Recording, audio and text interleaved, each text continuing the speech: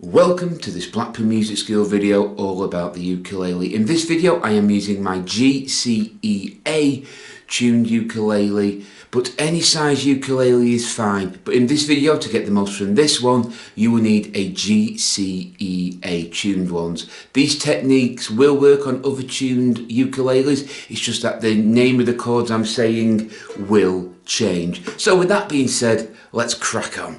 So in this video you're going to need to know the C, the A minor, the F and the G7 chord.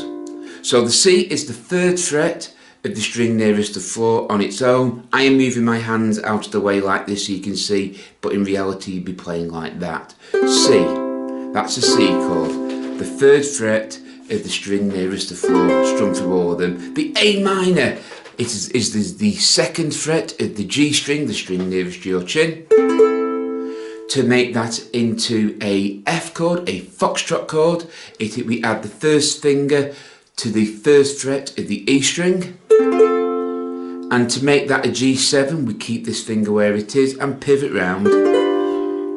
And that is a G7 chord. So in this case, it's no fingers on the G string, C string 2nd fret, E string 1st fret, A string 2nd fret. That is your G7, your Golf 7. So again, Charlie, Alpha minor, Foxtrot, please forgive me, first day with a new mouth, Foxtrot and G7. Now we've used these 3 fingers to play them. In this case we're going to switch to these 3. So C is played with that one, A minor is played with that one, we add that one to make it a Foxtrot, and Golf 7. So this finger is not being used, your 1st finger, your pointy finger, is not being used. So then we've got Golf, C.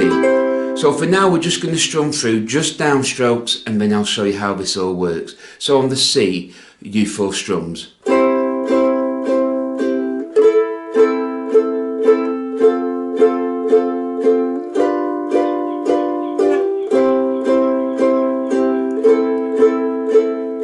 Okay, just so you can strum them. I was using my thumb there. If you use a pick or your 1st finger, that's fine. So if we were to add an up strum, it'd be 1 and 2 and 3 and 4 and.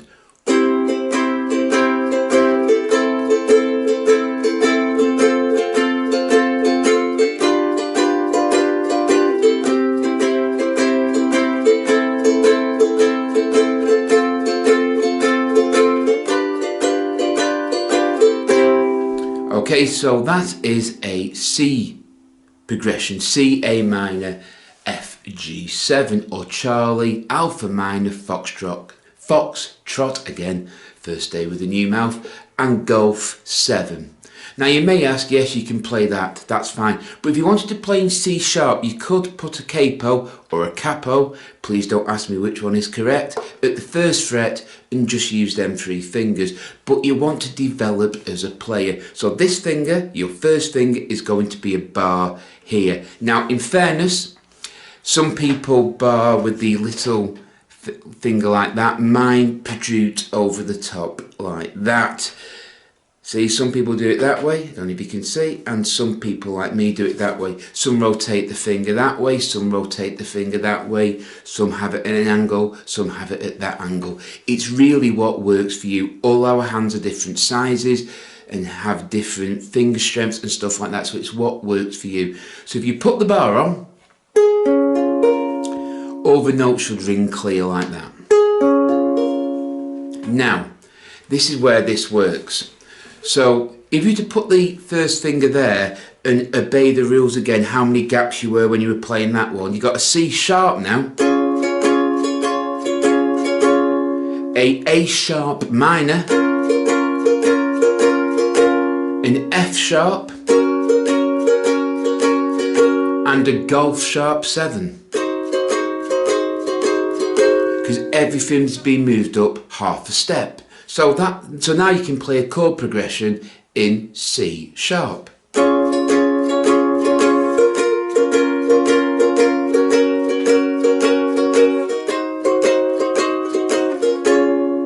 If you were to put that finger at the 2nd fret and do the same routine,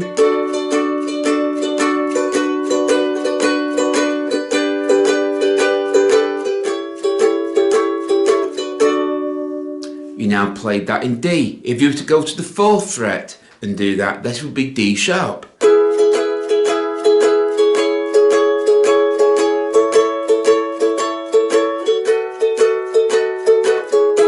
That would be D sharp. We get the name from this from the first chord you're playing. In this case, you're playing C when you're here, C sharp when you're there. So it's the note on the A string where we're starting from, or the chord we're starting from. That's where this gets their names. Now, the only important thing to remember with this is it must ring clear. You can't have this. It must ring clear.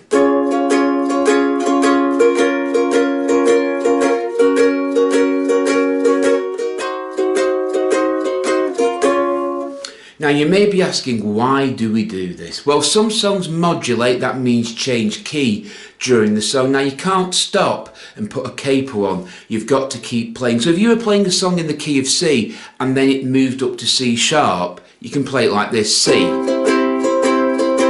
A minor, F, G7, then it modulates up.